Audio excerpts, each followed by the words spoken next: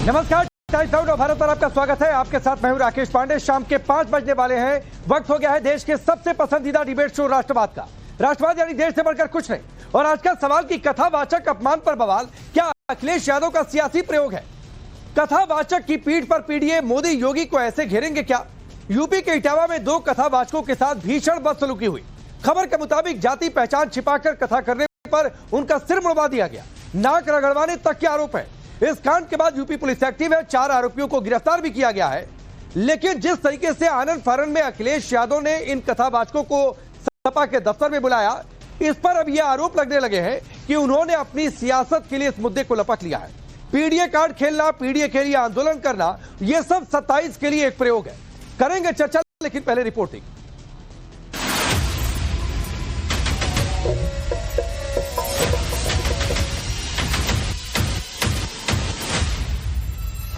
उत्तर प्रदेश के अगले विधानसभा चुनाव को ध्यान में रख करके यूपी में आग लगाने की इनकी तैयारी है। हे भवसागर मेरे तुम प्यास बुझा देना। तो क्या कथावाचक की जाति पर मचा हंगामा समाजवादी पार्टी का राजनीतिक प्रयोग है? क्या इसकी आड़ में सपा चुनावी खेल खेल रही? खेल 27 की रेस का और मकसद यूपी की सत्ता पर काबिज होना। ये आरोप लगा रहे हैं हिंदू धर्मगुरु जितेंद्रानंद सरस्वती। इस कथा के प्रकरण में भी समाजवादी पार्टी का अचानक से सक्रिय हो जाना और कुछ सोशल मीडिया के इन्फ्लुएंसरों के द्वारा लगातार ट्वीट करना, यह दर्शाता है कि उत्तर प्रदेश के अगले विधानसभा चुनाव को ध्यान में रख करके यूपी में आग लगाने की इनकी तैयारी है। दरअसल जाति पर यह हंगामा मचा है। देश के सबसे बड़े सूबे यूपी में विवाद शुरू हुआ कथावाचक की जाति को लेकर। आरोप लगा पहचान छिपाने का। फिर मुकुटमणि यादव और संत राम यादव के साथ बर्बरता हुई। दोनों के चोटी बाल काट दिए गए। पीड़ितों के मुताबिक उन्हें फर्जी कथावाचक बताकर बंधक बनाकर मारपीट हुई। मूत्र छिड़काव तक किया गया। ये बर्बरता सभ्य समाज में बिल्कुल स्वीकार्य नहीं। सरकार एक्शन की बात कर रही। मानवाधिकार आयोग तक एक्शन मोड में है। दूसरी ओर मारपीट का आरोप चूंकि ब्राह्मण समुदाय पर है, तो जाहिर है समाजवादी पार्टी को ऐसा मुद्दा हाथ लगा जिसे वो किसी भी सूरत हाल में गंवाना नहीं चाहती। इसकी वजह भी साफ है। इस मुद्दे में वो सब कुछ है जिसकी सपा को जरूरत है। इससे बवाल की गुंजाइश है। जाति की सियासत है, पीडीए का समीकरण है। इसीलिए आनंद फानन में कल कथावाचकों को सपा दफ्तर बुलाया गया। अखिलेश यादव ने सपा दफ्तर में कथा सुनी और बीजेपी पर हमला बोला। हमारे इटावा कथावाचन पीडी अपमान कांड उन्हीं कुछ प्रभुत्ववादी और वर्चस्ववादी की वजह से घटित हुआ है। अगर पीडीए समाज के इन लोगों को इतना ही परहेज है तो घोषित कर दें कि परंपरागत रूप से कथा कहने वाले वर्चस्ववादी पीडीए समाज द्वारा दिया गया चढ़ावा, चंदा, दान, दक्षिणा कभी स्वीकार नहीं करेंगे। अगर भाजपा को लगता है कि भागवत या कोई कथा कहने पर एक वर्ग विशेष का ही अधिकार है, तो फिर वो इसके लिए भी कानून बना करके दिखा दें। जिस दिन पीडीए समाज ने अपनी कथा अलग से कहने शुरू कर दी, उस दिन इन परंपरागत शक्तियों का साम्राज्य ढह जाएगा। अखिलेश ने उचित कार्रवाई नहीं होने पर पीडीए समाज के साथ आंदोलन की चेतावनी दी है। बीजेपी कह रही अखिलेश यादव को हर जगह पीडीए ढूंढने की आदत है, जबकि जितेंद्रानंद सरस्वती कह रहे सपा की नीयत में खोट है। वो ये भी कह रहे कथावाचकों को अपनी पहचान छिपाने की जरूरत क्या थी। यादव जी सब ये पीडीए ढूंढते हैं तो बहुत ही खराब बात है। ये पीडीए कहां से इसके अंदर आ गया? कुछ लोग जैसे कि आपने बताया कि किसी व्यक्ति ने बिना अपना नाम और परिचय दिए कथा की या कथा करने का प्रयास किया, उन लोगों की भावना आहत हुई। ये पीडीए कहां से आ गया? तो मुझको लगता है कि कानून सम्मत जो कार्रवाई इसके अंदर होनी चाहिए और पीडीए को विषय नहीं। अखिलेश जी के बाद कोई मुद्दा ही नहीं बचा है। समस्या ही हो गई है। एक यादव जी और एक जाटव, इनको अपना नाम छुपाने की क्या जरूरत थी? क्या इस देश में और हिंदू समाज ने गैर ब्राह्मण कथावाचकों को स्वीकार नहीं किया? बड़े से बड़े संत, रैदास से लेकर के कबीरदास तक, वाल्मीकि से लेकर के वेद व्यास तक सभी गैर ब्राह्मण थे और सबको स्वीकार किया है। कथावाचकों की जाति को लेकर हंगामा मचा तो शंकराचार्य अभिमुक्तेश्वरानंद ने भी अपनी राय दी और दो टूक कह दिया कि सार्वजनिक रूप से कथा सुनाने का अधिकार सिर्फ ब्राह्मणों को है। शंकराचार्य अभिमुक्तेश्वरानंद सरस्वती ने कहा कि सार्वजनिक रूप से कथा कहने का अधिकार सिर्फ ब्राह्मण को है। अपनी जाति छिपाकर कथा कहना गलत है। अगर कोई ब्राह्मणों के बीच जाकर ब्राह्मण बनकर कथा कहेगा तो ये धोखा है। मामला धोखाधड़ी का है तो पुलिस में मामला दर्ज करवाया जाना चाहिए था। जाति के नाम पर अपराध को छिपाया नहीं जा सकता। ये वही शंकराचार्य हैं जिनसे अखिलेश यादव ने महाकुंभ में मुलाकात की थी।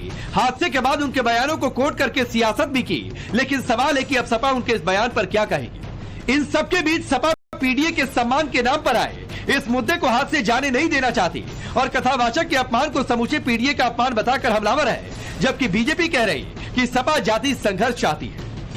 पूरे उत्तर प्रदेश में जिस तरह से पिछड़ों के साथ, दलितों के साथ, मुसलमानों के साथ, अल्पसंख्यकों के साथ अत्याचार हो रहा है, पीडीए के नाम पे उनका उत्पीड़न हो रहा है, वो किसी से छुपा नहीं है।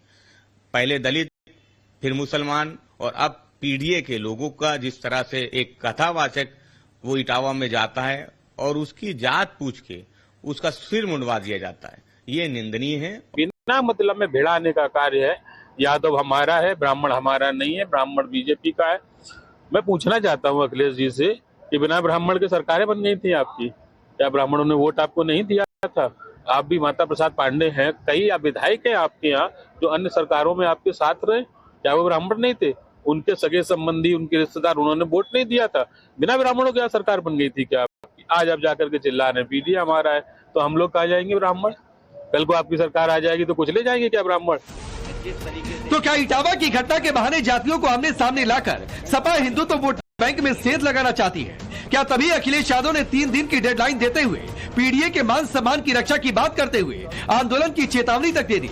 इन सबके बीच बीजेपी नेता संगीत सोम ने अखिलेश यादव को उनके सियासी बैकग्राउंड की झलक दिखाते हुए उन्हें सनातनियों का दुश्मन करार दे दिया। अरे उनके सरकार में देखा है कि मुगलों जैसी स्थिति थी, जैसा मुगल काल में होता था ऐसा उनकी सरकार में स्थिति रही है। आतंकियों को जेल से छोड़ने का काम करते थे, साधु संतों पे लाठी बांधने का काम करते थे, उनके पिताजी ने कारसेवकों पे गोली चलवाई है।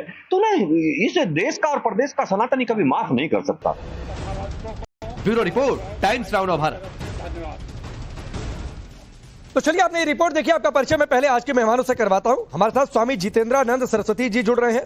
सूर्या मैथिल है पॉलिटिकल एनालिस्ट के तौर पर, अमितोष पारिक है बीएसपी के नेता और प्रवक्ता, संजीव अग्निहोत्री जी हैं कथावाचक, अशोक यादव समाजवादी पार्टी के नेता और प्रवक्ता, और प्रियंका भारती जी हैं आरजेडी की नेता और प्रवक्ता। आप सभी का बहुत बहुत स्वागत है। अशोक यादव आपसे शुरू करता हूं। हिंदुत्व में या हिंदू वोट बैंक में आपको लगता है कि इससे सेंध लग जाएगी? जिस तरीके से आनंद फानंद में जो कुछ कल हुआ, कथावाचकों का अपमान हुआ, जो बर्बरता हुई, कोई उसके साथ नहीं है, कोई उसको स्वीकार नहीं कर सकता। पुलिस एक्शन कर रही है, 4 लोग गिरफ्तार हैं, लेकिन आप लोगों को लगता है 27 में इसी से वापसी होगी? देखिए राकेश जी, उत्तर प्रदेश के इतिहास में ऐसा कभी नहीं हुआ था कि एक पूर्व मुख्यमंत्री के आवास को सिर्फ इसलिए गंगाजल से धुलवा दिया जाए क्योंकि वो पीडीए समाज से था। और धुलवाने वाले कौन थे? सत्ता शीर्ष पर बैठे हुए माननीय योगी जी, जिनको साधु कहा जाता है। और कबीरदास जी ने एक दोहा भी कहा था साधुओं के लिए कि जात ने पूछो साधु की, पूछ लीजिए ज्ञान, मोल करो तलवार की, पड़े रहन दो म्यान। तो साधु की कोई जात नहीं होती है, उनकी विद्वता ही उनका जो पहचान होती है। लेकिन उत्तर प्रदेश की जनता ने पहली बार देखा कि उन सत्ता शीर्ष पर बैठे साधु महाराज कितने बड़े जातिवादी हैं भाई। कि पूर्व मुख्यमंत्री के आवास को गंगाजल धुलवा दिए, पीडीए के लोगों को अपवित्र मानते हैं क्या वो कि गंगाजल से धुलवा रहे हैं? इसी से उनकी मंशा परिलक्षित होती है कि वो पीडीए को अपवित्र मानते हैं। और अपने प्रशासन में अपने आप देखिए किस तरह जातिवाद के आधार पर नौकरियां नियुक्तियां दी जा रही है, किस तरह से उत्तर प्रदेश में जातियों के आधार पर उत्पीड़न किया जाता है, किस तरह से उत्तर प्रदेश में जातियों के आधार पर उनका आरक्षण लूट लिया जाता है। 69 शिक्षक भर्ती जैसे तमाम ऐसे एग्जाम्पल मिलेंगे आपको। नहीं अशोक यादव सुनिए ना सर, जातियों के आधार पर नियुक्तियों की कम से कम आप ज्ञान मत दिया करिए, वरना यूपी में थानों की कोई लिस्ट लेकर आ जाएगा, कब कहां किस जाति के कैसे लोग थे। सर उधर मैं नहीं जाना चाहता हूं। मैंने आपसे एक लाइन का सवाल पूछा था कि 27 की रेस में आपको लगता है कि ये इटावा का कथावाचक अपमान कांड ही आप लोगों को वापसी दिलाएगा? इसलिए घटना हुई कि नहीं, तुरंत लखनऊ सपा दफ्तर बुलाओ, उसके बाद वहां पर कथा करवाओ, और कथा तक तो फिर भी ठीक है, नेताजी के सम्मान में भी वहां पर गाने हो गए। तो ये सियासत नहीं है क्या? ये आरोप लग रहा है आप लोगों पर। राकेश जी, मैं आपको स्पष्ट बता दूं कि उत्तर प्रदेश की जनता ने माननीय अखिलेश यादव जी को पीडीए का महानायक चुना है और अखिलेश यादव जी ने एक संदेश दिया है कि भल्लाल देव का शासन जिस भी वर्ग के साथ अन्याय करेगा, उत्पीड़न करेगा, ये बाहुबली वहां पे खड़ा रहेगा। अशोक भाई, इसी उत्तर प्रदेश की जनता ने पिछले 2 टर्म से आप लोगों को बाहर करके रखा है और इसी उत्तर प्रदेश की जनता ने कानून व्यवस्था के नाम पर कह दिया था कि बाहर जाइए, बैठिए, विपक्ष में बैठिए, इसी उत्तर प्रदेश की जनता ने। लेकिन आपने एक बात कही, स्वामी जितेंद्रानंद सरस्वती जी ये मानने को तैयार नहीं है कि ये सियासी कार्ड खेल रहे हैं, ये मानने को तैयार नहीं है कि ये पीडीए कार्ड इनका दरअसल 27 में वापसी का प्लान का कार्ड है। वापसी तो ये राजनीतिक विषय है, मैं अपने को धर्म तक सीमित रखूंगा क्योंकि एक धार्मिक संगठन का प्रमुख हूं। इस समूचे कांड के झोल ये हैं कि घटना होने के बाद जिस महिला ने उसके साथ चरित्रगत घटना होने का आरोप लगाया, जिससे उस कथावाचक ने माफी मांगी, मैं पूछता हूं कि उन दोनों सज्जनों को जो कथावाचक थे, यादव जी एक जाटव जी, उन्हें 2-2 आधार कार्ड रखने की आवश्यकता क्या थी?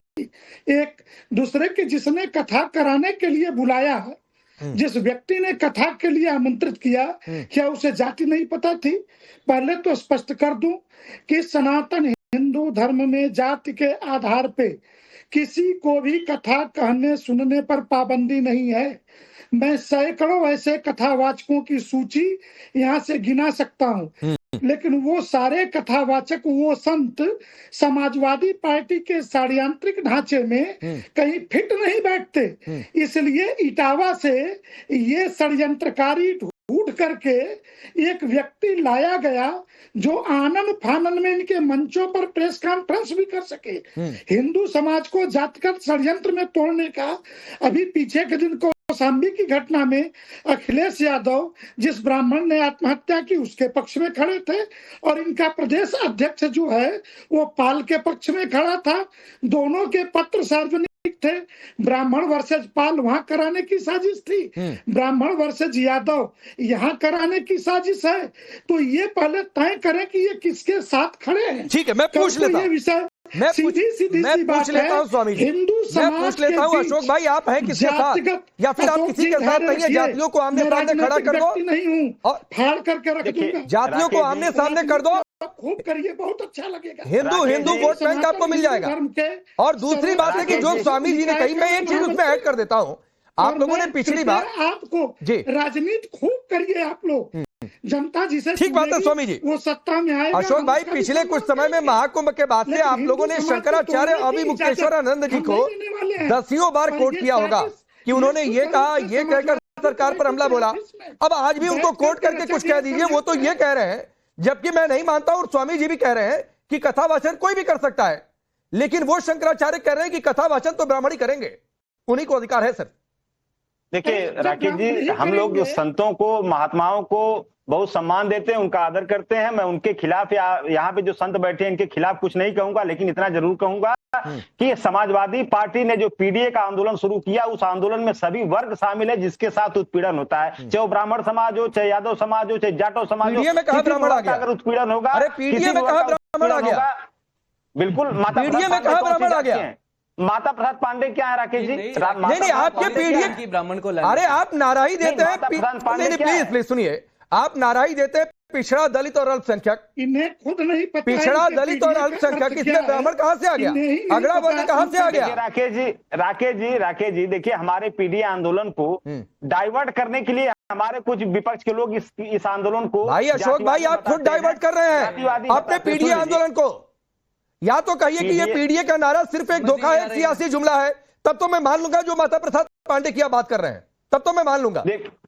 राकेश जी, मैं आपको स्पष्ट बता दूं कि पीडीए एक आंदोलन है जो समाज में उत्पीड़ित वर्ग है, किसी भी जाति का उत्पीड़ित वर्ग है जिसके साथ उत्पीड़न हो रहा है, मतलब जातियों से नहीं लेना देना बनेगा पीडीए, मतलब जातियों से नहीं लेना देना, आवाज बनेगा पीडीए। मतलब पीडीए जो है डबल आधार कार्ड बना करके कथा कर। और मैं तो पूछता हूँ कि जिस सज्जन ने कथा के लिए बुलाया था, उन सज्जन को जाति नहीं पता थी क्या?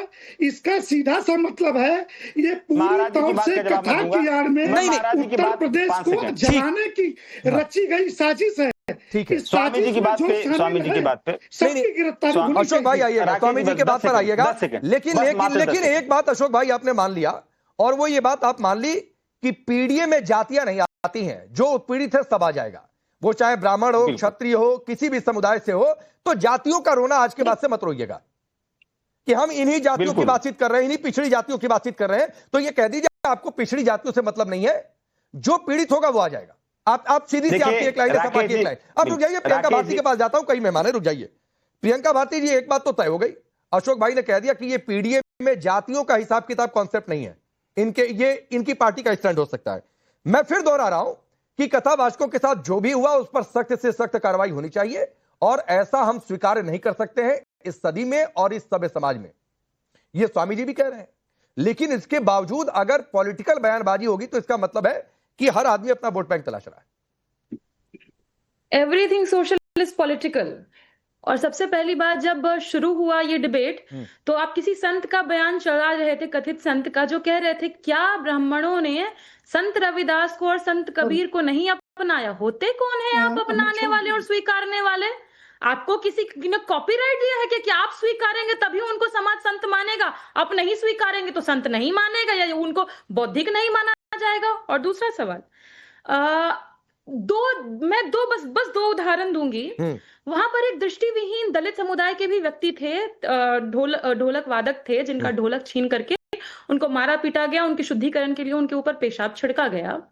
वहीं दूसरी तरफ एक और दृष्टिविहीन संत हैं, रामभद्राचार्य, जिनको ज्ञानपीठ पुरस्कार भी दिया है भाजपा सरकार ने, और उनका तो काम ये है, वो ब्राह्मणों में भी जो सबसे नीच ब्राह्मण है उसको खोजते हैं कि ये ब्राह्मण नीच है, ये ब्राह्मण उच्च है, और उसको दिया है भारत सरकार ने ज्ञानपीठ पुरस्कार। जो साहित्य में जो सबसे बेहतरीन काम करते हैं उनको दिया जाता है। फर्क किस बात का है? फर्क ये है कि वो जो ढोला वादक उत्तर प्रदेश में थे वो दलित समुदाय से थे, और ये रामभद्राचार्य ब्राह्मण समुदाय से हैं। और यहाँ पर जो पैनल में भी बैठे लोग हैं सारे के सारे एक ही जाति विशेष के लोग हैं जो लाभार्थी हैं। तो ये तो उसको डिफेंड करेंगे ही करेंगे, क्यों नहीं करेंगे उसको डिफेंड? सवाल ये बनता है। और दूसरी बात, किन्होंने इनको अधिकार दिया कि ये इस बात के लिए बोलेंगे कि जिस दलित के साथ ये हुआ, यादव के साथ हुआ, वो आइडेंटिटी छुपा रहे थे। अगर एक पल को आप ये बहस के नाम पर बदतमीजियां कर रही हैं, तो ये उठेगा ना, इनको सुनने के लिए कौन मजबूर किया? और इनके राजनीतिक जहर को हम लेकिन आपको सुनने के संत लिए नहीं नहीं दिखा, आपको यादव दिखा।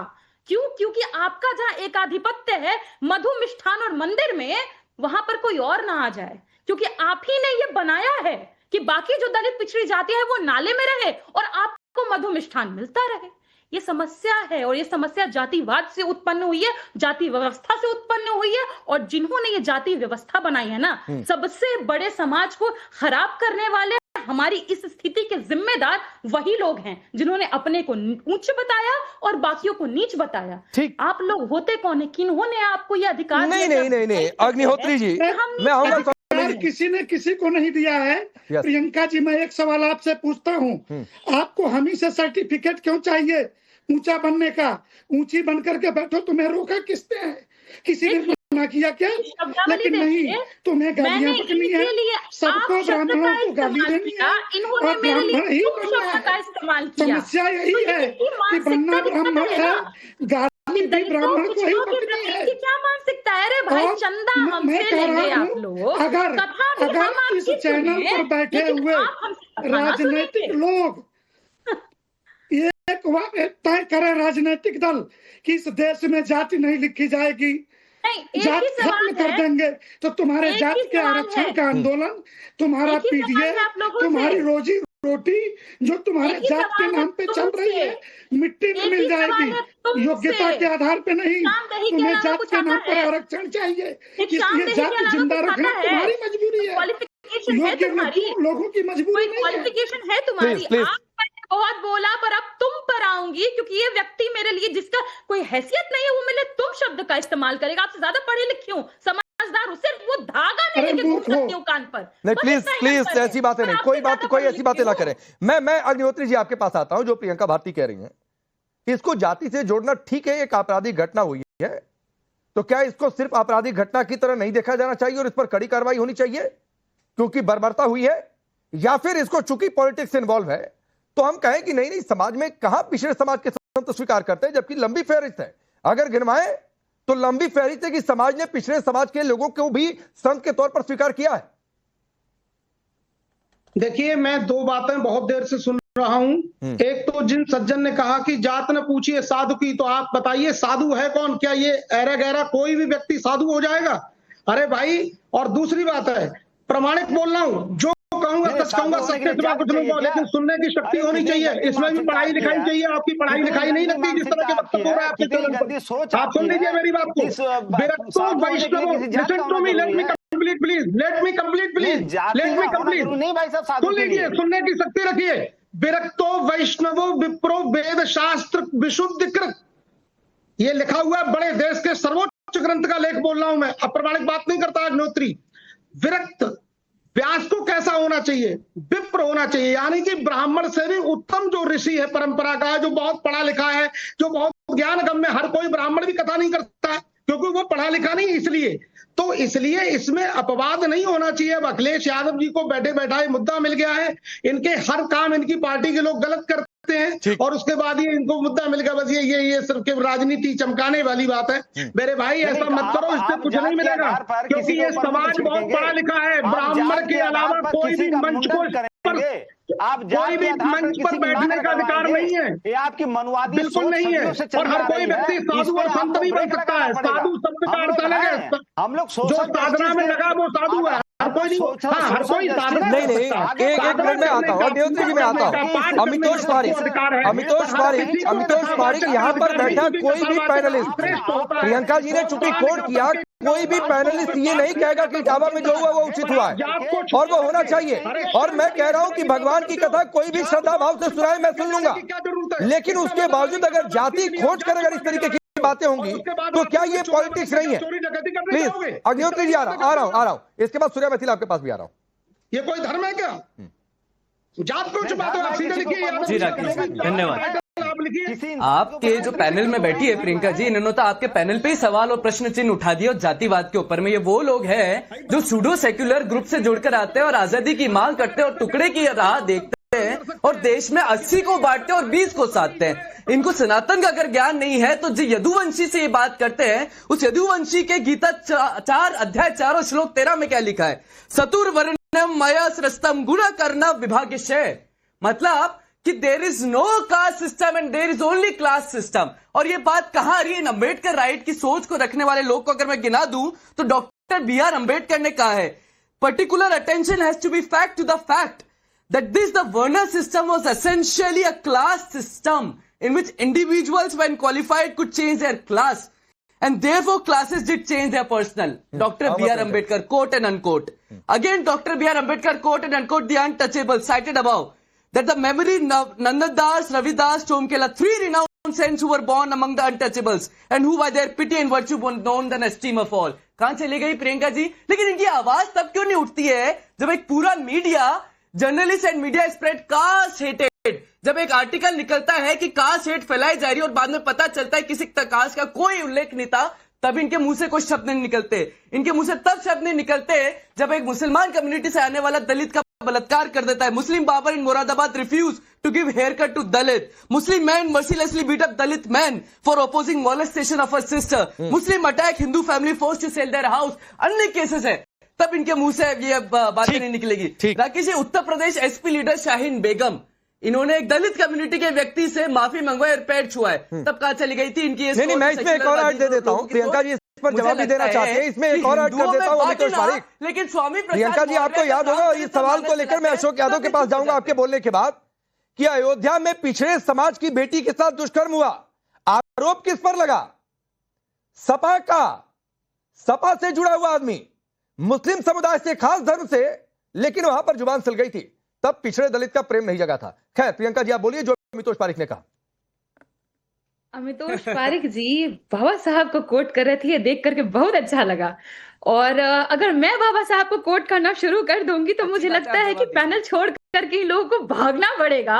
मैं बाबा साहब की 22 प्रतिज्ञा यही पढ़ने को तैयार हुआ, पढ़ेंगे। पहली प्रतिज्ञा बस पढ़ दीजिए अमितोष जी, बस पहली पढ़ दीजिए। याद भी है बाबा साहब की पहली प्रतिज्ञा? ताकि काउंटर कर दूं एक। मैं तो पढ़ूंगी पर आप नहीं पढ़ेंगे। और आपको जब मायावती 95 इंसिडेंट याद है पूजा जी? आप इधर मायावती इंसिडेंट याद है? आप एक डाल से दूसरे डाल पर खूब कूदे पर आपने एक बार नहीं कहा कि मैं इस घटना की निंदा करता हूं। आप शुरू कीजिए ना इस बात से कि हाँ ये घटना निंदनीय है और किसी का एकाधिपत्य नहीं है किसी भी धंधे पर। अगर नाई का बाल काटना धंधा है ना तो जो समुदाय धर्म का ठेकेदारी लेता है उसके लिए भी वो धंधा है। तो इस बात को एक्नॉलेज कीजिए और उस पर एकाधिपत्य आप नहीं रख सकते हैं। और देश संविधान से चल रहा है तो आपको भी संविधान से ही चलना पड़ेगा। मुझे एक शब्द से उन स्मृतियों को एक शब्द से बनाती है जो किसी को उच्च बनाती है, उन स्मृतियों को उन ग्रंथों को तो फेंक देना चाहिए। हिंद महासागर में फेंक आई है क्योंकि सब बराबर है और ये देश किसी शास्त्र से चलेगा नहीं। बाबा भीमराव अम्बेडकर ने तो कहा है, आपको भूल गए थे अनटचेबिलिटी में, that the caste system was not evaluated at the time of Manu. पढ़ के आइए भीमराव अम्बेडकर जी को थोड़ा सा। नहीं ठीक है सूर्या मैथिल, एक शब्द कहा प्रियंका भारती जी ने और कहा कि हर धंधे पर सबका हक है, तो कथा वाचन सिर्फ एक धंधा इनकी नजर में। धन्यवाद। पहले तो आपको और पूरे देश को भारत माता की जय, वंदे मातरम। और पहले तो मैं एक स्पष्ट कर दूं कि जिस प्रकार का कार्य इटावा में हुआ है मैं उसकी निंदा करता हूं। ना तो किसी को अपने हाथ में कानून लेना चाहिए, जज और जल्लाद नहीं बनना चाहिए था, कानून के हवाले करना चाहिए था, 420 केस लगाना चाहिए था। दूसरी चीज, अभी समाजवादी पार्टी का सारा मुद्दा यह है कि वो यादव थे, इस कारण उनको कथा में इस प्रकार का अपमान करना पड़ा। मैं 5 नाम ले रहा हूं और वो उत्तर प्रदेश के प्रसिद्ध कथावाचक हैं। पहला आचार्य मनोरमा सिंह यादव शास्त्री, हेमराज सिंह यादव, नीलम यादव शास्त्री, बरेली के डॉक्टर ब्रजेश यादव। गीता प्रेस में रामचरितमानस को छापने वाले भी कोई ब्राह्मण नहीं थे, उनका नाम था हनुमान प्रसाद पोद्दार। और एक और बात मैं बता दूं कि हमारी श्रद्धा या मानस को लिपिबद्ध करने का काम किसी ने किया तो वो किया था महर्षि वाल्मीकि जी ने। मैं नाम गिनाने पे आऊंगा, बाबा बालकनाथ जी वो भी यादव समुदाय से आते हैं, रामदेव बाबा भी यादव समुदाय से आते हैं। पहली चीज, यादव होने के कारण ये क्रिया नहीं हुई थी, ना ही प्रतिक्रिया हुई थी। दूसरी चीज, बहुत अच्छा लगा मुझे प्रियंका भारती जी पीछे भगवान बुद्ध की जो है वो तस्वीर लाके बैठी, उन्होंने भगवान बुद्ध की प्रतिज्ञाओं की बात की जो कि नकली और फैब्रिकेटेड है। लेकिन मेरे को एक कोट दिखा दीजिए लालू प्रसाद यादव का या मुलायम सिंह यादव जी का जो पीडीए की बात करते हैं, या फिर अखिलेश यादव का, जब बामियान में बुद्ध भगवान की कई हजार साल पुरानी तस्वीरें, वो जो प्रतियां थी वो तोड़ी गई थी इन्हीं के मित्र मौलानाओं के द्वारा, तब ये किस बिल में जाके छुप गए थे? इनको गाली देने का काम केवल सनातन को है, केवल सनातन को गाली दे सकते हैं ये। नहीं, मैं एक बात थोड़ा सा दुरुस्त कर दूं। प्रियंका भारती जी ने बाबा साहब की प्रतिज्ञा की बात कही थी, भगवान बुद्ध की प्रतिज्ञा की बात नहीं कही थी। नहीं, इन्होंने बौद्ध धर्म की प्रतिज्ञा की बात की थी। अरे नहीं भाई, बाबा साहब की प्रतिज्ञा की बात, बाबा साहब की 22 प्रतिज्ञाओं की बात इन्होंने कही थी। जो मैंने सुना, मैंने गलत सुना हो तो मुझे नहीं पता। एक और चीज कोट कर रहा हूं, बाबा साहब भीमराव अंबेडकर जी ने खुद लिखा है कि हिंदुस्तान में मुसलमान जो है वो राष्ट्रभक्त नहीं हो सकता। आप विश्वास करती है? बताइए। और अगर आपको पता है कि वो किताब नहीं है, मैं आपको बाय कुरियर भेजूंगा। ठीक है, प्रियंका भारती 30 सेकंड में इन्हें रिप्लाई करिए, फिर मैं अशोक यादव आपके पास आऊंगा। और जितने नाम इन्होंने कथावाचकों के गिनवाए, और मैं तो कह रहा हूं रामचरितमानस को लिखा किसने, वो किस समुदाय से थे? तो संतों का समुदाय, कथावाचकों का समुदाय और जाति देखेंगे क्या? जब आप खुद ये सवाल उठाते हैं कि रामचरितमानस किन्होंने लिखा, अरे आप खुद जाति तलाश रहे हैं। ये बताइए जो नाम मैंने लिए क्या वो कथावाचक नहीं है?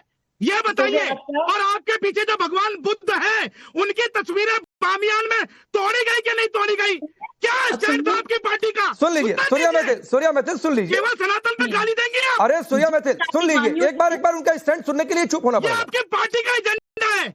हाँ, एक बार सुन लीजिए उनको, सुनिए तो चुप होंगे तो बोलिए। इन तालिबानियों ने बुद्ध जी की प्रतिमाएं तोड़ी, हम उसकी कड़ी भर्त्सना करते हैं। और साथ ही साथ आपको भी कड़ी भर्त्सना करनी चाहिए अपनी स्वजातियों की, जिन्होंने दलित समाज से आने वाले, समाज से आने वाले लोगों का नाम रगड़वाया, उनके बाल काटे। गाली देना बहुत आसान है, जातियों में बांटना बहुत आसान है, ये बांटा, टुकड़े टुकड़े गैंग जो है आपने ना, बांटा, उसका इलाज आप लोगों देश ने की जनता ने आपकी किया है। स्वजाति- सूर्या मैथिल, सूर्या मैथिल, सूर्या मैथिल, सूर्या मैथिल, 30 सेकंड रुकिए। जातिवाद की सूर्या मैथिल, दलदल 30 सेकंड रुकिए, 30 सेकंड रुकिए। आप बोलिए और प्रियंका आपकी भारती। स्वजातीय जातिवाद की दलदल में ढकेला, हमें नाले तक सीमित किया, तालाब तक हमसे छीन लिया, पीने का पानी छीन लिया, और हमारे घोड़े पर चढ़ने से भी जिनको दिक्कत होती है वो बात करते हैं सनातन की। बांटा किसको हम किन्होंने हमें? ये सवाल का जवाब देने के लिए मुंडे क्यों झुका अच्छा, आप ये बताइए, बाबा साहब भीमराव अम्बेडकर को बार बार कोट कर रही थी, बाबा साहब के 5 तीर्थ नाम बताइए, निर्माण भूमि से लेके और लास्ट में महाप्रयाग भूमि, बताइए बाबा साहब की बात कर रही हैं आप। अरे भाई, आप लोगों को तो इतनी नफरत हुई कि दलितों की बस्तियां भी एक दिशा में बस पाए कि उनके शरीर की हवा में छूकर आप तक ना पहुंच जाए। प्रतिज्ञा क्या थी बाबा साहब की? बताइए क्या प्रतिज्ञा थी? इतनी दिक्कत, इतनी दिक्कत। अरे बताइए ना, आप लोग ज्ञान प्राप्त करने के लिए आपको एक मिनट, अशोक यादव जी, अशोक यादव जी, नहीं चलेगा। अशोक यादव, राकेश जी, बस 10 सेकेंड बोलिए, जल्दी बोलिए। बस इतना ही कहना है कि जातिवादी लोग मतलब इतनी भी इंसानियत उनमें नहीं थी कि इस देश में जो बस्तियां भी बसाई गई ना, दलितों की बस्तियां ऐसे इलाकों में, ऐसे दिशाओं में बसाई गई ताकि उनके शरीर की छुई हुई हवा इन तक न पहुंच जाए। अशोक यादव जी, 10 सेकंड। जो नाम सूर्या मैथिल ने गिरा है, तुलसीदास जी का हमने नाम लिया, स्वामी जितेंद्रानंद सरस्वती कह रहे थे, वो यादव कथावाचक आपको नहीं दिखते? देखिए राकेश जी, ये जिन यादव कथावाचकों की या अन्य जातियों के कथावाचकों की बात भाजपा या तमाम नेता गिना रहे हैं कल से, क्या इनके बदौलत वो लोग इस स्थान पे पहुंचे हैं क्या? वो अपने बल बुद्धि और विद्या, अरे तो यही तो है, आपके कृपा से नहीं पहुंचे। नहीं अशोक यादव, यही बात मैं कहना चाह रहा था।